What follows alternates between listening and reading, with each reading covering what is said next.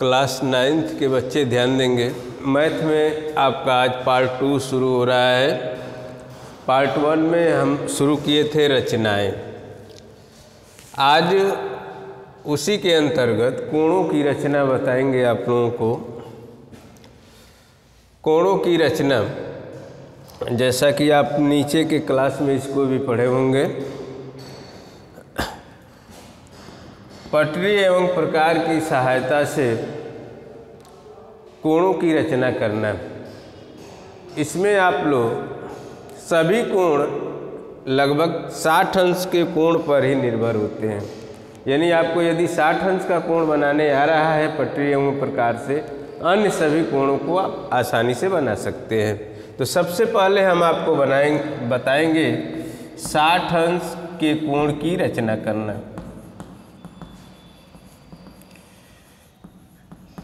60 अंश के कोण की रचना करना।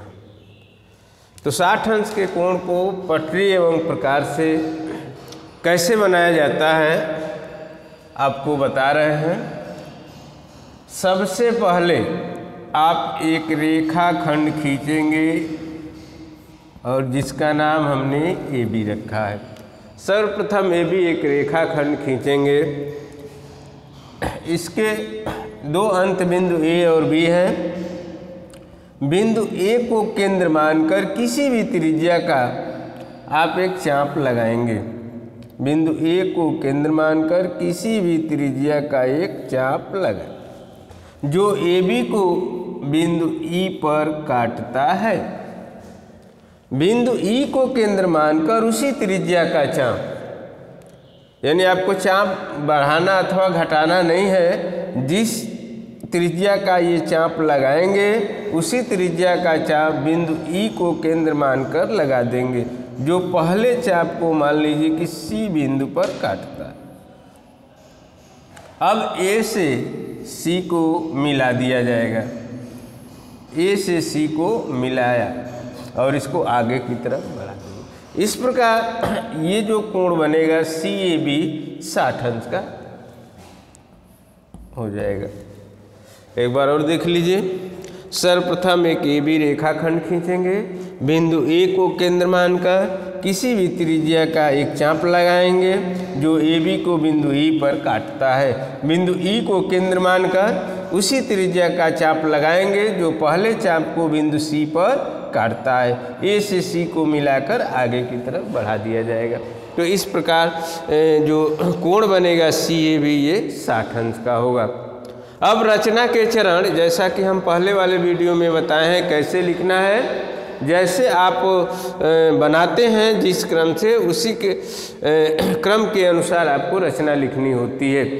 रचना जो भी आप लिखेंगे चरणबद्ध तरीके से लिखेंगे, फर्स्ट सेकेंड थर्ड ऐसे करके। तो एक बार आपको रचना के चरण लिखने का तरीका आपको बता दे रहे हैं, आप लिख लीजिएगा। तो रचना फर्स्ट, सर्वप्रथम आपने क्या किया, ए बी एक रेखाखंड खींचा।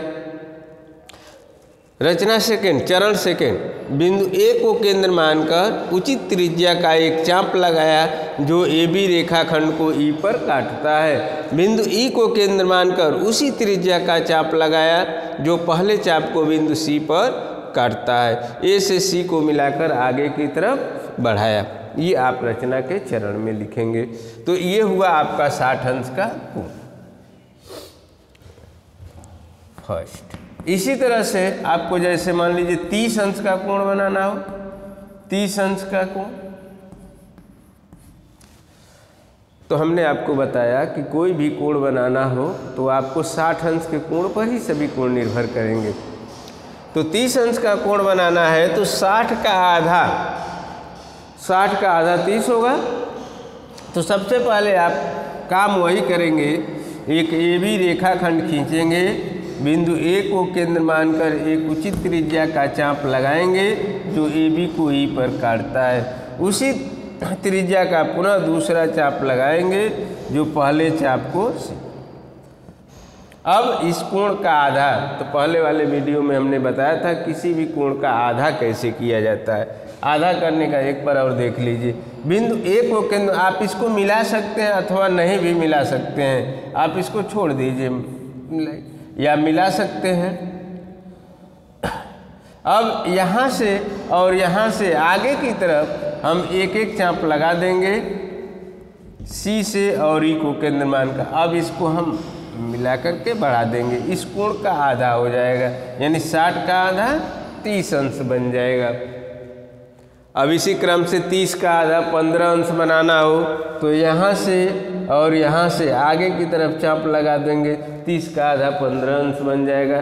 15 का आधा 7.5 अंश का भी कोण आप उसका आधा करेंगे, 15 का आधा करेंगे तो 7.5 अंश का कोण बन जाएगा। तो इस तरह से आप कोणों को बना सकते हैं।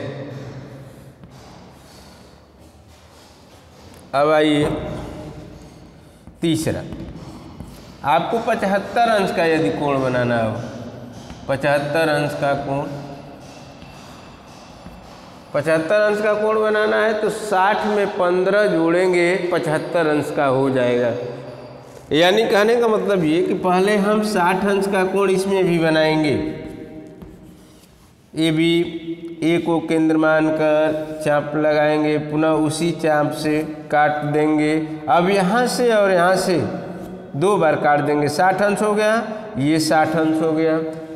यानी इन दोनों चापों के बीच में 60 अंश का कोण है। अब इसका आधा कर देंगे, 60 का आधा, यानी यहाँ से एक चाप लगा देंगे और यहाँ से एक चाप, तो 60 का आधा हो जाएगा। और 60 का आधा हो जाएगा तो कितने अंश का होगा? 30 अंश का।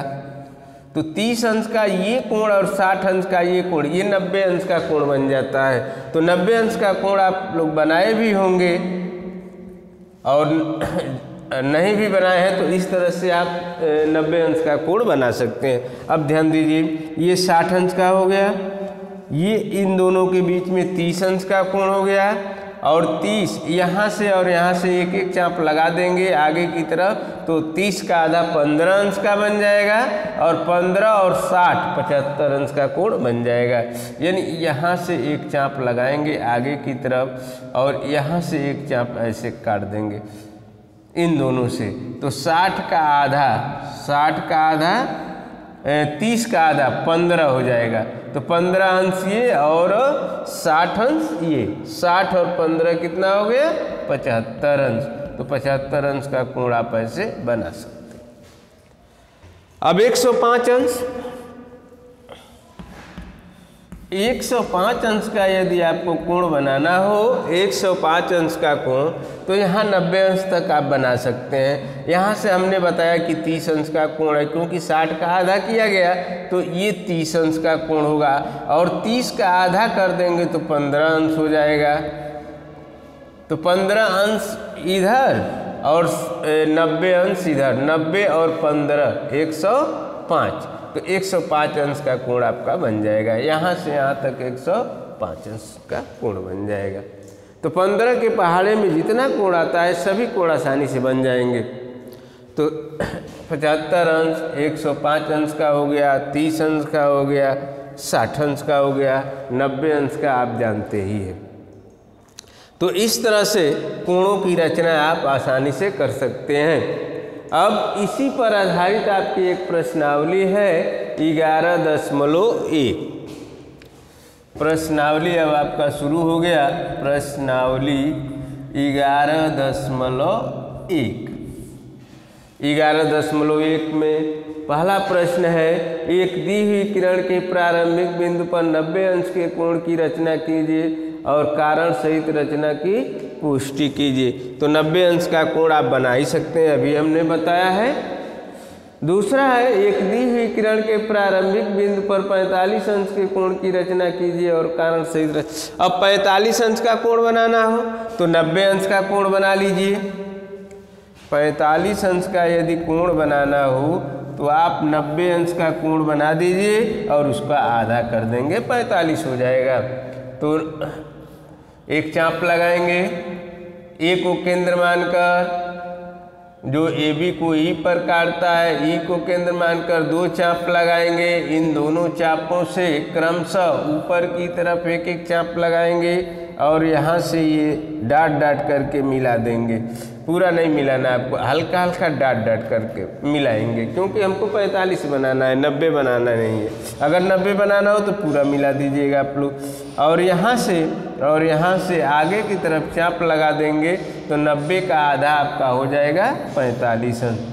तो ये आपका 45 अंश का कोण बन जाएगा। तीसरा है निम्न मापों के कोणों की रचना कीजिए। 30 अंश, 22.5 अंश। अब 22.5 अंश आपको बनाना है तो यहाँ से 45 का आधा कर देंगे तो 22.5 अंश का कोण बन जाएगा इस तरह से। यानी इसको केंद्र मानकर एक चाप लगा दीजिए, यहाँ से एक चाप लगा दीजिए, इस कोण का ये आधा हो जाएगा तो ये आपका हो जाएगा 22.5 अंश। फिर दोबारा यदि आप चाप लगाते हो तो चाप को बढ़ा सकते हैं यार।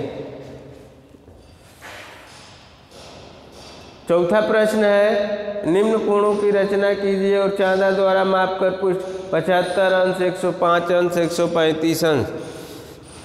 तो इन सभी कोणों को हमने बता दिया। 135 अंश का देख लीजिए, 135 अंश का कोण कैसे बनेगा।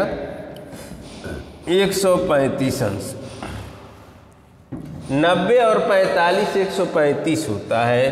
तो आप एक चाप लगाओगे, एक रेखाखंड खींचेंगे हम लोग AB। ए को केंद्र मान करके एक चाप लगा देंगे, पुनः यहाँ से और यहाँ से एक चाप लगा देंगे और यहाँ से 90 अंश का कोण आप बना लेंगे। पहले सभी लड़के पहले 90 अंश का कोण बना लेंगे और इसको डाट डाट करके मिला देंगे। अब ये 90 इधर हो गया और इसको यदि हम आगे बढ़ा दें, इसके काल्पनिक रेखा खींच दें तो 90 अंश का कोण इधर हो जाएगा। इस चाप को आप पूरा ऐसे बढ़ा दीजिएगा। 90 इधर 90 इधर 180 अंश होता है एक रेखा पर, और 90 का आधा कर देंगे तो 45 अंश हो जाएगा। यानी यहाँ से एक चाप लगा देंगे और यहाँ से एक चाप लगा के काट देंगे तो 90 का आधा 45 अंश। तो 45 ये और 90 ये 135 अंश का कोण आपका आसानी से बन जाएगा। 135 अंश का कोण आप बना सकते हैं। अंतिम प्रश्न है एक समबाहु त्रिभुज की रचना कीजिए, इसकी भुजाएं दी हो तथा कारण से रचना लिखिए। समबाहु त्रिभुज, समबाहु त्रिभुज आप जानते भी होंगे कि जिसकी तीनों भुजाएं बराबर हो। अंतिम प्रश्न ये है 5वां, समबाहु त्रिभुज यानी ऐसा त्रिभुज जिसकी तीनों भुजाएं बराबर हो। और समबाहु त्रिभुज का जो है प्रत्येक कोण 60 अंश का होता है। तो आप इसकी रचना दो प्रकार से कर सकते हैं, कोण की सहायता से भी और भुजा की सहायता से भी। यानी अगर आपको समबाहु त्रिभुज बनाना है तो हम कोण की सहायता से बता दे रहे हैं, भुजा की सहायता से भी बता दे रहे हैं। ए भी एक रेखाखंड खींचेंगे, बिंदु ए पर 60 अंश का कोण बनाती हुई रेखा खींच देंगे। इसको केंद्र मानकर एक चाप लगाएंगे, जहाँ कटेगा वहाँ से 60 अंश का कोण। बी को केंद्र मानकर 60 अंश का कोण बना देंगे और दोनों रेखाएं एक दूसरे को जहाँ काटेंगे वहाँ आप तीसरा नाम सी लिख देंगे। इस तरह से सी भी समबाहु क्यों होगा? 60 अंश का कोण आपने यहाँ बनाया, 60 अंश का यहाँ बनाया, तो ये भी 60 अंश का हो जाएगा। और समबाहु त्रिभुज का प्रत्येक कोण 60 अंश का होता भी है। त्रिभुज के तीनों अंतःकोणों का योगफल 180। तो ये कोण की सहायता से भी बना सकते हैं। दूसरा भुजा की सहायता से, अगर आप ए बी एक रेखाखंड खींच रहे हैं, अब ए बी के बराबर, किसके बराबर? ए बी जितनी लंबाई है उतना ले करके बिंदु ए को केंद्र मान के चाप लगा दीजिए और वही चाप बिंदु बी को केंद्र मान कर लगा दीजिए। दोनों चाप एक दूसरे को जहाँ काटेंगे वह सी हो जाएगा और सी से ए को और सी से बी को मिला दिया जाएगा। तो ये एक समबाहु त्रिभुज बनेगा। तो कोण से भी आप बना सकते हैं, भुजा से भी बना सकते हैं समबाहु त्रिभुज।